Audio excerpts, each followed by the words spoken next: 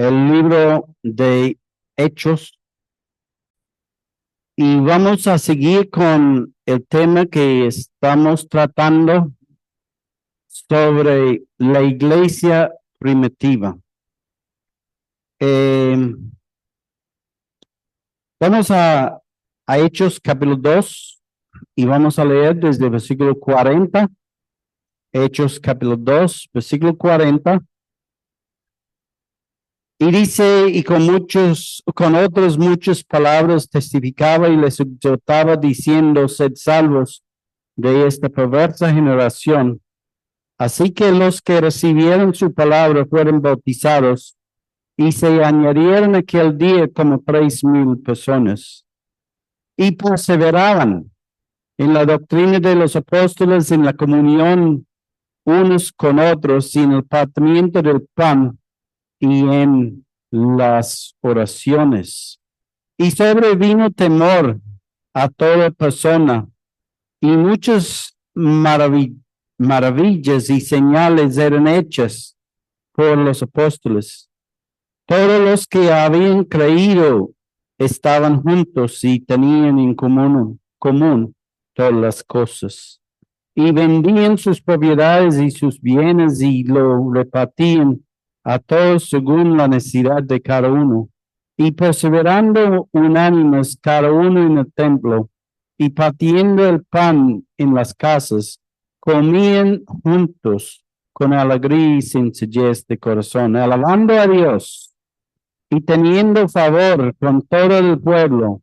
Y el Señor añadía cada día a la iglesia los que habían de ser salvos. Vamos a orar. Padre, de nuevo venimos a tu presencia buscando la dirección del Espíritu Santo, Padre, para enseñarnos hoy, para que, Padre, podamos aprender algo más de esta gran familia en que pertenecemos, Padre, la familia de Dios, la iglesia de Dios, el cuerpo de Cristo, el rebaño de Dios, Padre, el pueblo que un día se reunirá con todos los demás pueblos tuyos en diferentes lugares, Padre, donde vamos a ser arrebatadas, Padre, para estar con Cristo, para estar en tu presencia y, Padre, para por la eternidad gloriarnos en nuestro Señor y Salvador, el Señor Jesucristo. Padre, entre tanto, estamos aquí en la tierra. Tenemos la iglesia. Padre, tú has formado, tú estás edificando esa iglesia, Padre, que nadie puede dañar, nadie puede, Padre, hacer daño, porque tú sigues creciendo, sigues, Padre, edificando esa iglesia y cada día añade más personas a tu iglesia. Padre, queremos que nosotros seamos esta luz en la oscuridad. Una iglesia, Padre, que muestra las características de la voluntad tuya para la iglesia. Padre, queremos tu ayuda. Queremos que tú nos guíes. Padre, en esta noche, en esta mañana, queremos pedirte para que tú estés con cada persona presente. Para los que todavía no han tomado una decisión de confiar, de entregar sus vidas a Cristo, de aceptar a Jesús como Señor y Salvador de la vida, Padre, queremos rogarte para que sea hoy el día en que ellos abran su corazón a Cristo. Padre, queremos encomendarnos a ti en el nombre precioso del Señor Jesucristo. Amén. Entonces, hermanos, hemos venido hablando del libro de Hechos y esos primeros 2 capítulos hemos visto el comienzo de la iglesia. En realidad la iglesia empezó en capítulo 2, el día de Pentecostés, unos 50 días después del de la muerte del Señor Jesucristo y su resurrección. Eh, el mejor lugar para evaluar la doctrina y la práctica de la iglesia es volver al principio, volver allá para mirar cómo estaba, o cómo, sí, cómo estaba la iglesia en su principio. A veces si miramos la iglesia hoy, de pronto que nos quedamos un poquito desanimados. eh, ¿Cuál es la otra palabra? Eh, Decepcionados, ¿cierto? Cuando vemos la iglesia de hoy. ¿Cuáles son los ejemplos que la iglesia primitiva nos dejó? Entonces hemos visto el primer ejemplo, creyentes unánimes juntos, ¿cierto? Entonces había una iglesia que estaba unida, una iglesia que, que tenía la misma pasión. eh, Era algo, eh, bueno, bonito, ¿cierto? De tener una iglesia muy unida. También la iglesia esperaba en el Espíritu Santo. Ellos confiaban que el Espíritu Santo iba a llegar y porque el Señor Jesucristo lo había prometido. Él les dijo que él iba a enviar el Consolador, el Espíritu Santo, para estar con ellos. También nos vimos la iglesia primitiva predicaba el Evangelio. Este fue el enfoque de ellos. El mismo día, en medio de un caos, en medio de un tiempo de confusión, el apóstol Pablo paró y predicó el Evangelio. Y hermanos, nosotros vivimos en un mundo confuso hoy. La gente no sabe qué creer. Porque este lado dice que yo soy científico, yo he estudiado tantos años, yo he escrito tantos libros y eso es lo que yo estoy diciendo y tenemos que creerlo porque él tiene la autoridad de decir. Tenemos los políticos del otro lado, bueno, yo estoy elegido por el pueblo y me eligieron para yo tomar decisiones y esas son las decisiones que yo voy a tomar y no importa qué dice los demás, ¿cierto? Estamos en un mundo donde en realidad uno vea las elecciones del gobierno, en casi todas las elecciones es como 40 y algo a 51, ¿cierto? Entonces es una situación en el mundo donde la mitad cree eso y la mitad cree aquello y en realidad el gobierno que gana es solamente representando 1 o 2% de la población, ¿cierto? Eso es lo que vemos en todo el mundo, no es solamente en Colombia, es en todo el mundo.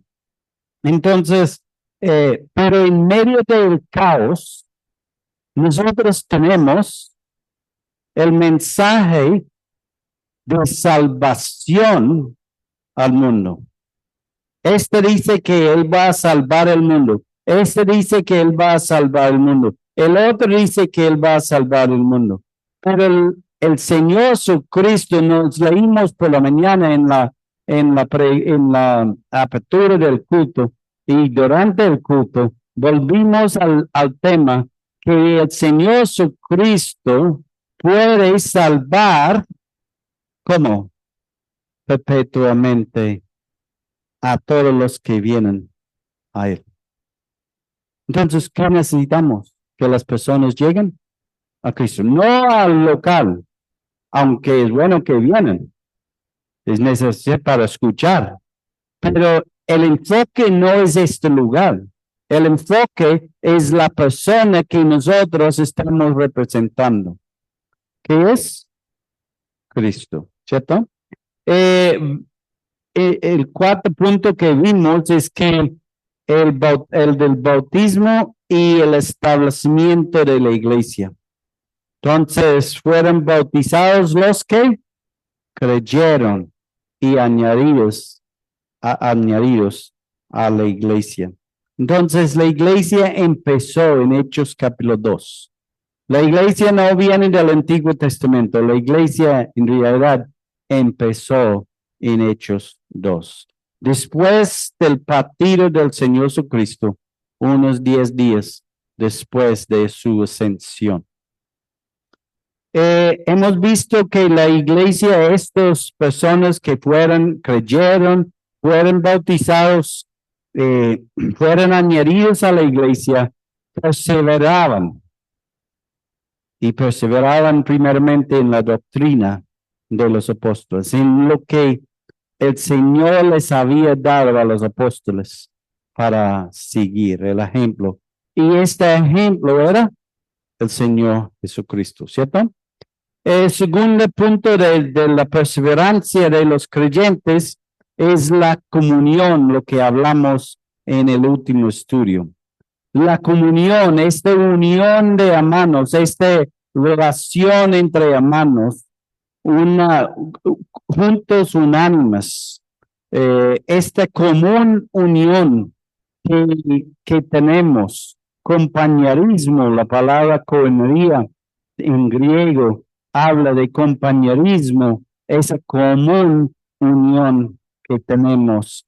Y esta común unión es debido a nuestra posición en Cristo Jesús, salvos por su gracia, ¿cierto? Ninguno de nosotros es salvo porque nosotros somos un poquito más de los demás, ¿cierto? Somos salvos solamente por la gracia de Dios. Y vimos también que el pecado y la falsa doctrina dañan la comunión. Cuando el pecado entra a la iglesia, cuando las falsas doctrinas entran a la iglesia, daña la comunión, crea división, crea conflicto. Entonces, eso es lo que hemos visto hasta el momento.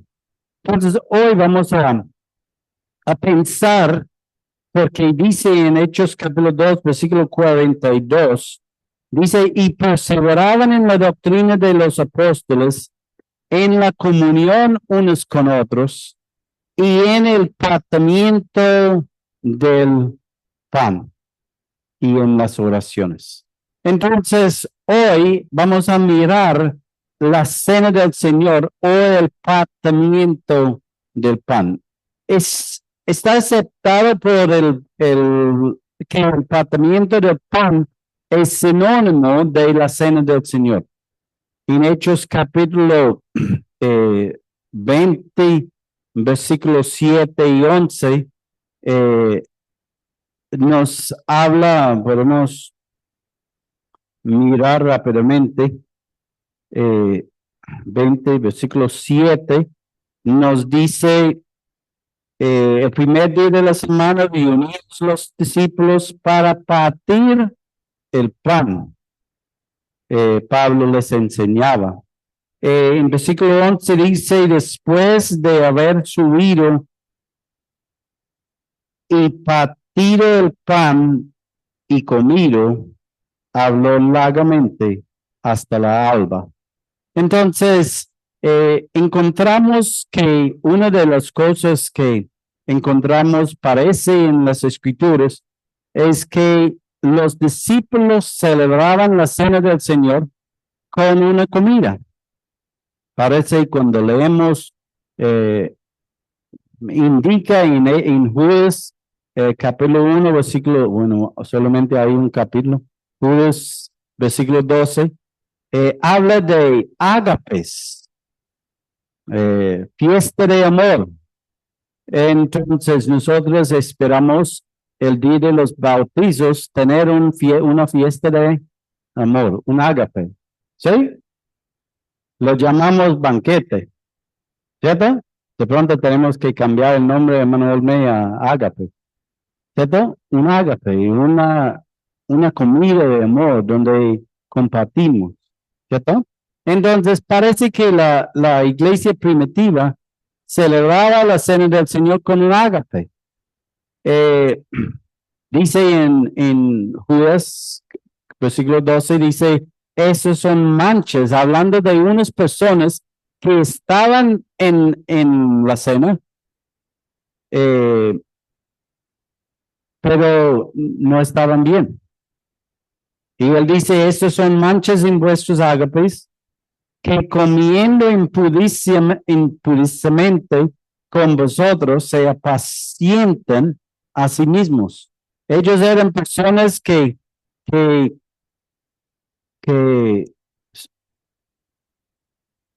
parece que eran apóstatas, no eran creyentes, pero estaban ahí comiendo la cena del Señor. Y Pablo dice que, Judas dice que son manchas, son, ¿cierto? Porque están haciendo daño. En 1 Corintios capítulo 1, 33 dice así que, hermanos míos, cuando os reunís a comer, esperaos unos a otros. Si alguno tuviera hambre, come en su casa, para que no os reunéis para juicio. Las demás cosas las pondré en orden cuando yo fuere. Entonces, parece que en los ágapes, las personas salieron, cogieron el plato más grande y llenaban el plato. En Australia hay restaurantes, especialmente restaurantes chinos, donde uno puede ir y usted paga su comida y le dan un plato y usted no importa si usted quiere llenar el plato así. Si la comida se queda en el plato, usted puede comer por el mismo precio que alguien que come una porción pequeña, ¿cierto?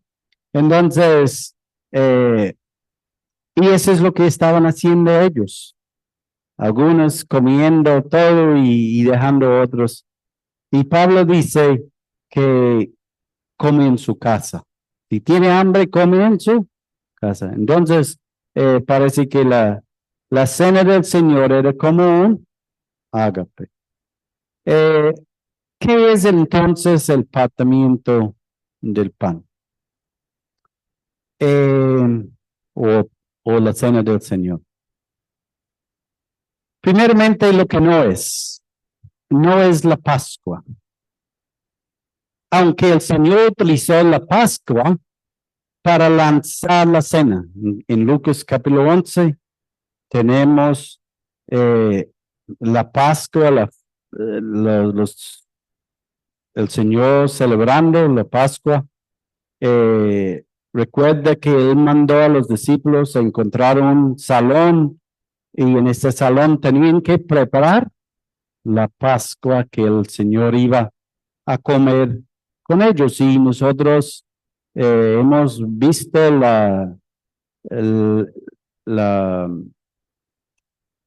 cuadro de este pintor, no recuerdo cómo se llama, que pintó la última cena. ¿Sí? ¿Hemos visto eso? Y a Juan acostado sobre Jesús. Entonces, está mostrando la última o la primera cena, la última Pascua que el Señor Jesucristo celebró, ¿cierto? La Pascua es una fiesta perpetua, ahí es la palabra perpetua de nuevo, perpetua para celebrar la salida de Israel de Egipto. Entonces ese es el propósito de la Pascua, para que Israel, la nación de Israel, vuelve a recordar, como leímos ahora, las cosas que habían pasado antes y tenían que enseñar a sus hijos. Entonces, una de las maneras era la celebración de la Pascua. Y los judíos hoy día, los religiosos de ellos, siguen celebrando la Pascua en el día de hoy. Entonces, la Pascua no es la cena del Señor, aunque el Señor Jesucristo utilizó la Pascua para lanzar la cena del Señor, para mostrar a los judíos o los discípulos eh, lo que ellos tenían que hacer, celebrarlo a Él. Es un mandato del Señor.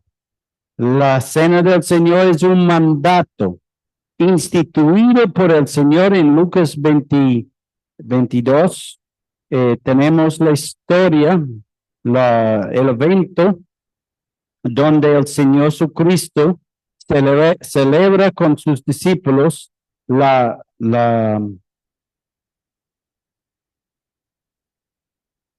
Pascua. Es un recordatorio de la muerte del Señor. Vamos a Lucas capítulo 22 y leemos unos 2 versículos. Dice en versículo 19, dice, y tomó el pan y dio gracias y lo partió y les dijo diciendo, esto es mi cuerpo que por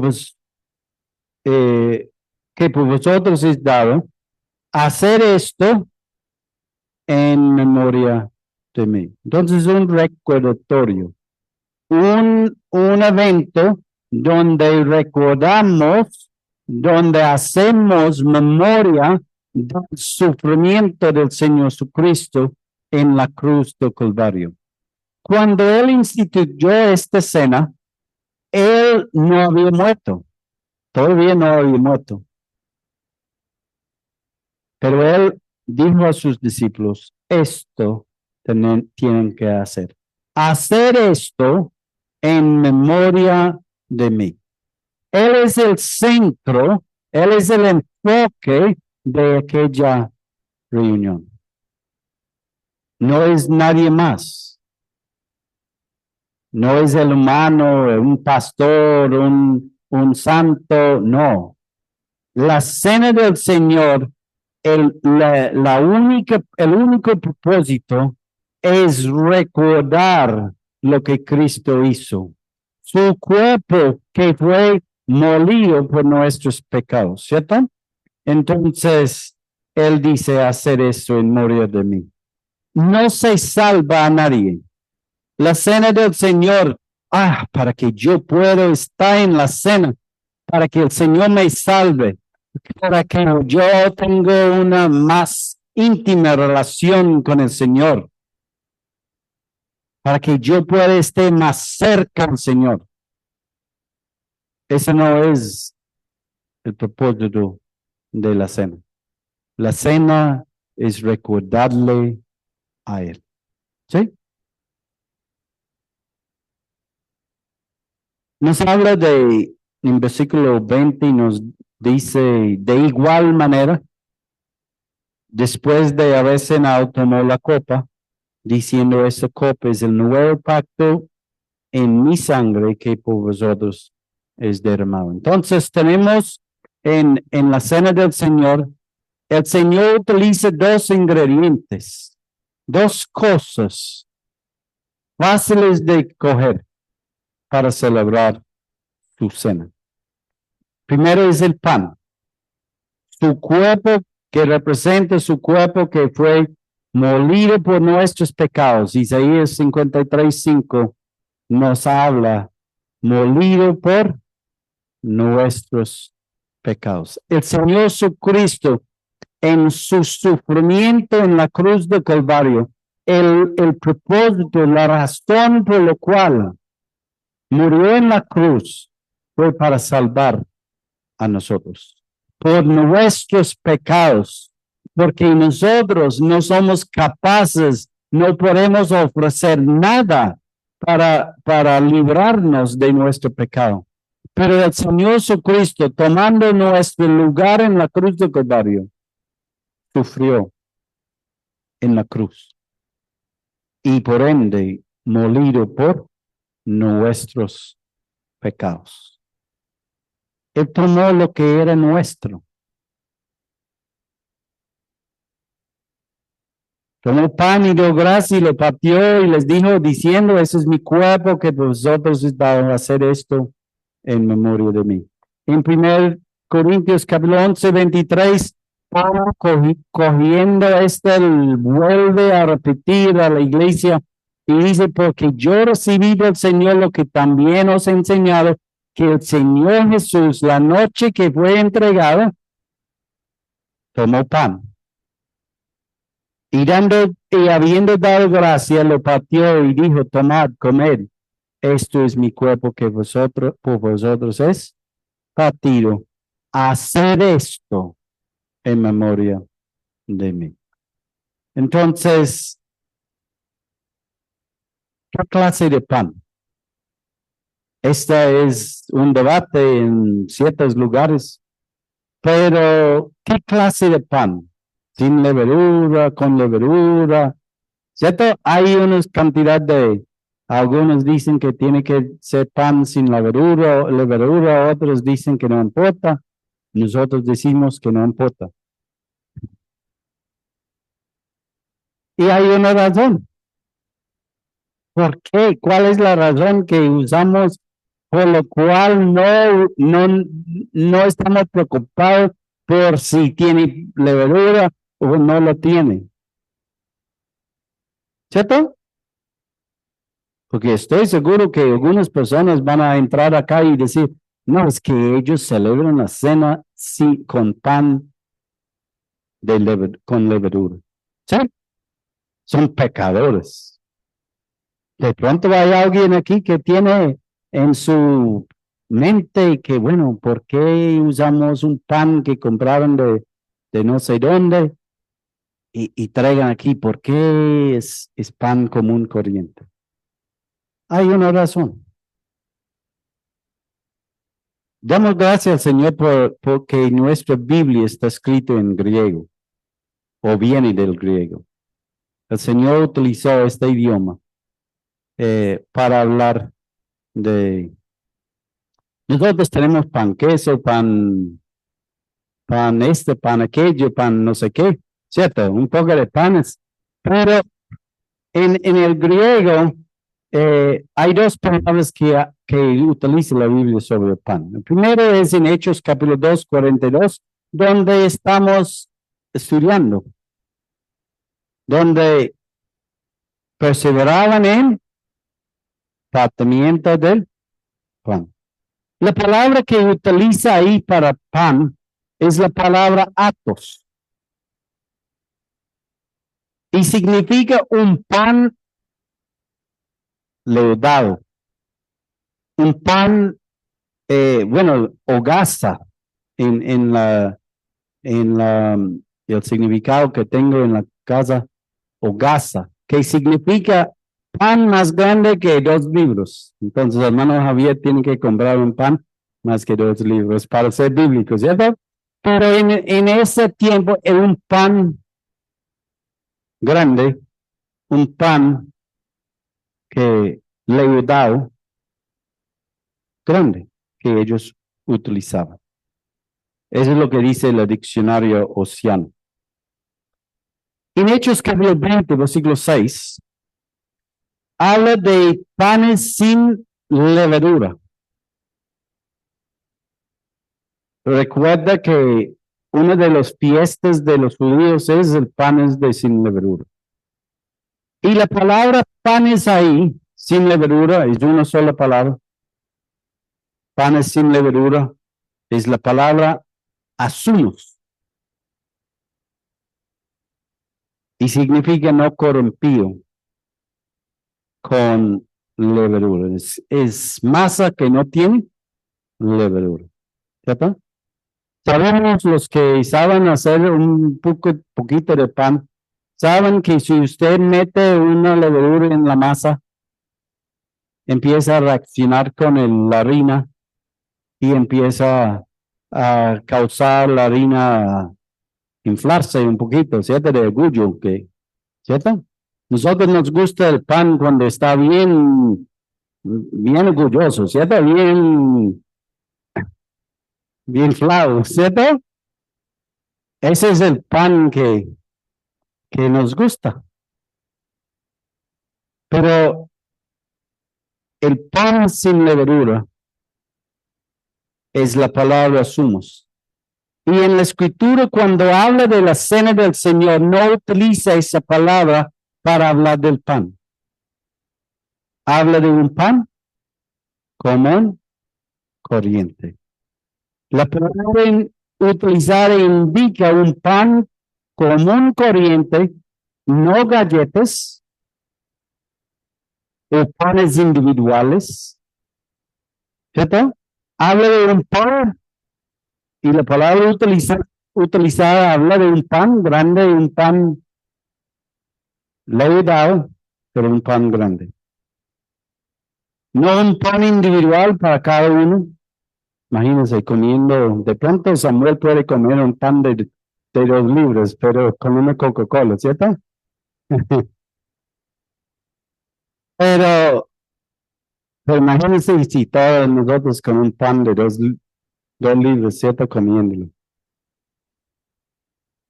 Y todos participaron de aquella. Ese es el ejemplo que tenemos en las escrituras. Y esa es la razón por la cual nosotros aquí celebramos la cena con un pan común corriente. No hay mayor explicación, no hay mayor espiritualidad en la cosa. El Señor cogió lo que estaba a su mano, un pan común corriente, y partió con ellos. El vino, representando la sangre que fue derramada por nosotros, para redimirnos. De igual manera, después de haber cenado, tomó la copa, diciendo: esta copa es el nuevo pacto en mi sangre, que por vosotros es derramada. Entonces, la sangre que Cristo derramó en la cruz de Calvario tenía un propósito de redimirnos a nosotros. Era el costo de nuestra redención. No es cualquier bobada, hermano. Costó la vida del Hijo de Dios, tomando nuestro lugar en la cruz de Calvario para nuestra salvación, nuestra redención. En 1 Corintios 11:25, así mismo tomó también la copa, después de haber cenado, diciendo: esa copa es el nuevo pacto en mi sangre, haced esto todas las veces que la bebieres en memoria de mí. Entonces, cuando nosotros estamos sentados acá por la mañana y tomamos el pan primeramente, ¿qué estamos haciendo? Recordando el sacrificio, la muerte, lo que hicieron. Dice que su cuerpo fue inmolado, que desfiguraron más que cualquier hombre. Sufrió ahí en la cruz del Calvario, o antes, y después fue colgado sobre la cruz. Y su sangre que fue derramada por nosotros. En Hebreos 9 dice: casi todo está purificado según la ley, con sangre y sin derramamiento de sangre. No hay remisión. No se hace remisión. Era necesario que el Señor Jesucristo muriera en la cruz derramando su sangre para nuestra redención, para comprarnos de nuevo, para librarnos del vil pecado, para hacernos sus hijos. Dice en Corintios que hemos sido comprados por precio. El precio tan grande, la sangre de Jesucristo. Nosotros recordamos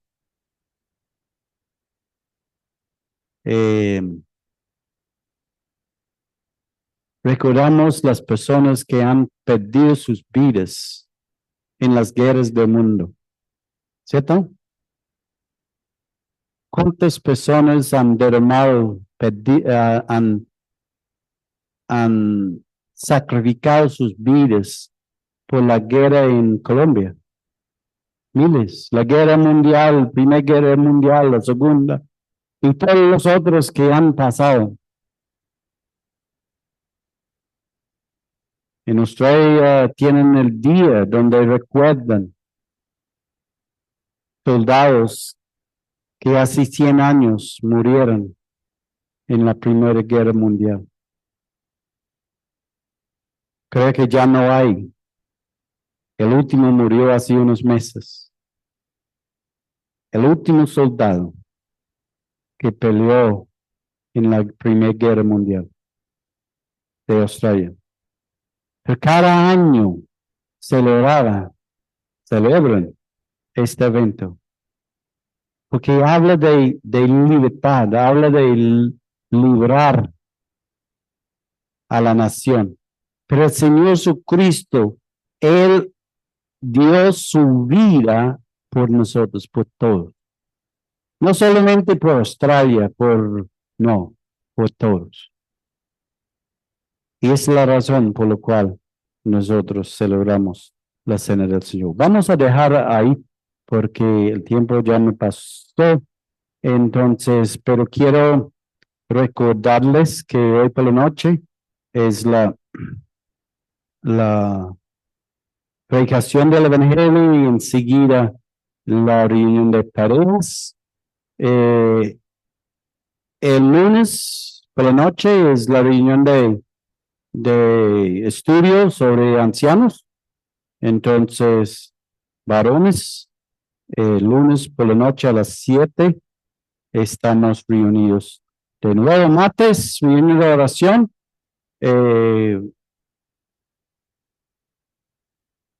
Miércoles Buga, martes Buga lo Grande, jueves comerciantes, reunión de damas, y viernes estamos otra vez reunidos para el estudio de la palabra. Y viernes los que están hablando con nosotros sobre el bautismo, vamos a tener otro estudio viernes por la noche. Entonces, hermanos, vamos a orar.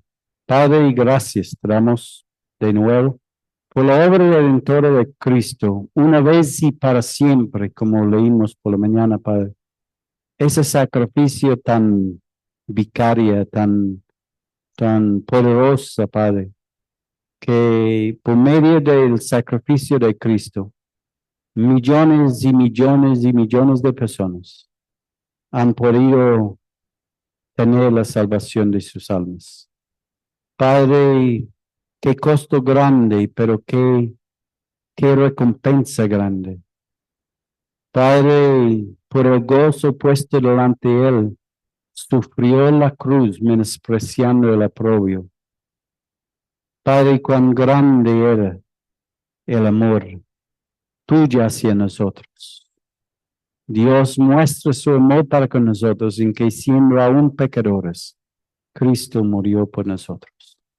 Padre, gracias damos por la obra de Cristo, por el hecho que tú nos has dado, Padre, esta manera de recordar, de hacer memoria de lo que Cristo ha hecho en nuestras vidas.